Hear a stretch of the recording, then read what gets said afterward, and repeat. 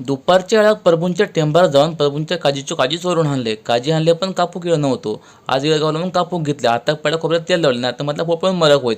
मग आडवं घेतले आणि काजी कापूक सुरुवात केले.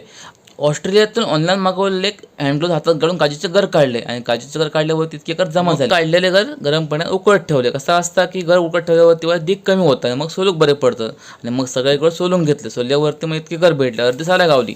आणि मग केलं फोडण्याची तयारी. फोडण्यात पहिलं कांदा टमाटो फ्राय करून घेतलो, त्यात नंतर टाकलो मसालो आणि नंतर मग त्यात टाकली बटाटे टाकले भाजी जराशी वाढता आणि मग टाकले काजीचे घर आणि त्याचं व्यवस्थित परतून घेतलं आणि मग त्याच्यात टाकलं पाणी आणि चवीपुरता मीठ आणि नंतर त्याच्यावरती मला झाकण मारल्यावरती भाजी थोड्या वेळ शिजली आणि भाजी शिजल्यावर त्यात टाकलं वाटप आणि वाटप टाकल्यावरती मस्तपैकी भाजी एक वास सुटतो. त्यात थोडी टाकली कोथिंबीर. अशा प्रकारे तयार झाली कोकणातली फेमस आणि सगळ्यात महागडी भाजी. मग मी बसले जेव आणि मस्तपैकी भाजीवर ताव मारले. या गोष्टी पहिल्यांदाच मी काळजी उष्टवले. व्हिडिओ कसं वाटलं नक्की सांगा. पुन्हा भेटूया पुढच्या व्हिडिओ. तोपर्यंत जय महाराष्ट्र.